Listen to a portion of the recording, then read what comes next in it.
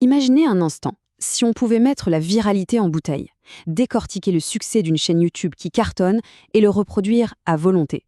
Eh bien, c'est exactement le défi un peu fou qu'un créateur s'est lancé. Utiliser une IA pour déconstruire et automatiser une formule à succès. C'est la grande question, n'est-ce pas? Est-ce qu'il existe vraiment un code secret, une sorte de recette magique pour réussir à capter l'attention de centaines de milliers de personnes, vidéo après vidéo? Il semblerait bien qu'une chaîne en France ait trouvé la réponse. C'est Marketing Mania, la chaîne de Stan Leloup. C'est simple, presque chaque vidéo est un carton, dépassant quasi systématiquement les 100 000 vues. C'est comme s'il avait vraiment trouvé la clé, ce petit truc que les autres cherchent encore. Alors un créateur a eu cette idée un peu dingue.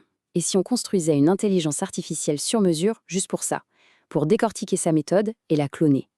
Mais le plus fascinant dans tout ça, c'est que l'ensemble a été réalisé avec des outils no-code, 0 ligne de code. Ce qui veut dire que potentiellement, n'importe qui pourrait le faire. Allez, c'est parti. Première étape de ce projet audacieux, on va tenter de décrypter ce fameux code. On va faire ce qu'on appelle de la rétro-ingénierie, c'est-à-dire qu'on va démonter la machine Marketing Mania pour voir comment elle fonctionne de l'intérieur. Pour qu'une IA apprenne quelque chose, il faut d'abord la nourrir, c'est logique. Il a donc fallu aller chercher les ingrédients de base, l'ADN numérique du succès de la chaîne. Et cet ADN, il se compose de 2 choses essentielles, les titres et les miniatures des vidéos. Et le processus pour récupérer tout ça est en fait d'une simplicité déconcertante. D'abord, on cible les 40 dernières vidéos. Ensuite, on utilise un outil qui s'appelle Apify pour scraper, c'est-à-dire aspirer automatiquement toutes ces infos publiques. Et enfin, hop, on exporte tout ça bien au propre dans un Google Sheet, c'est tout. Et voilà ce que ça donne. Ça, c'est la matière première, la base de travail de notre IA. D'un côté, des titres ultra percutants, de l'autre, des miniatures pensées pour attirer l'œil et donner envie de cliquer. C'est à partir de ça que toute l'analyse va pouvoir démarrer. Maintenant que les données sont prêtes, on passe au cœur du sujet. Il est temps de former notre apprenti IA. On va lui donner toutes ces données pour qu'elle apprenne à repérer les schémas récurrents, les fameux patterns du succès. Bien sûr, on pourrait essayer de faire ça à la main. Regarder les 40 miniatures et se dire « Tiens, il utilise souvent du rouge ». Mais ce serait hyper lent et surtout très subjectif. L'IA, elle, n'a pas ce problème. Elle est rapide, elle se base uniquement sur les données et elle va identifier des connexions cachées, des choses subtiles qu'un humain pourrait totalement manquer. Et la technique utilisée pour ça est assez géniale. Ça s'appelle l'analyse par vision IA. L'idée est simple. On montre les 40 miniatures à une IA et on lui demande de les décrire avec des mots. Elle va en quelque sorte traduire la stratégie visuelle en texte, ce qui rend l'ensemble analysable pour y trouver des points communs. Et attention, quand l'IA décrit, elle ne fait pas semblant. Regardez cet extrait, c'est ce qu'elle a vraiment sorti. Elle parle de composition visuelle, d'équilibre asymétrique, de la couleur rouge qui évoque l'urgence. Elle analyse même le placement du texte pour la visibilité sur mobile. C'est une analyse de niveau professionnel, mais réalisée en quelques secondes. Et voilà le résultat. Après avoir analysé tous les titres, l'IA a carrément extrait des formules récurrentes. C'est la recette, mise à nu.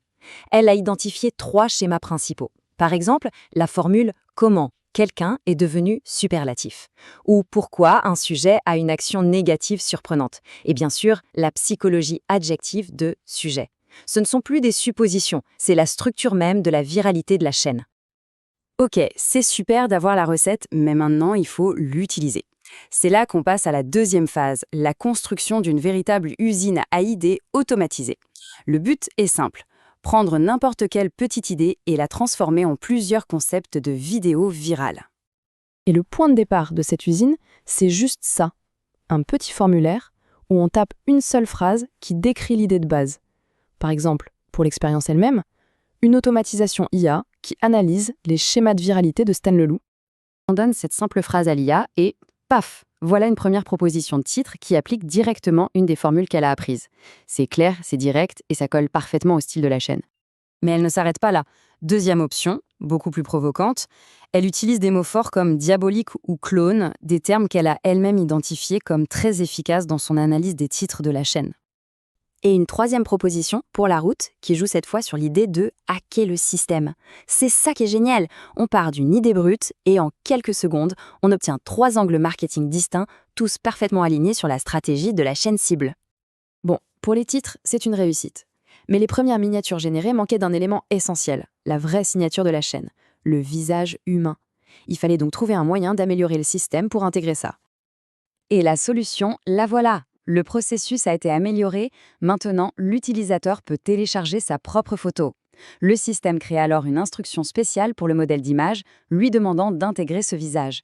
Et à la fin, un nouveau modèle d'IA très performant génère la miniature finale, avec le portrait de la personne, mais totalement dans le style de la chaîne. La réaction du créateur du projet dit tout. J'ai été bluffée.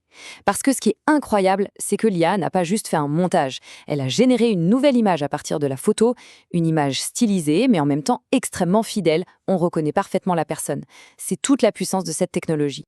Alors, qu'est-ce qu'on retient de toute cette expérience? Eh bien, on vient de voir comment une IA personnalisée peut devenir une sorte d'apprenti créatif surpuissant, capable de décoder une stratégie complexe et de l'appliquer à la demande.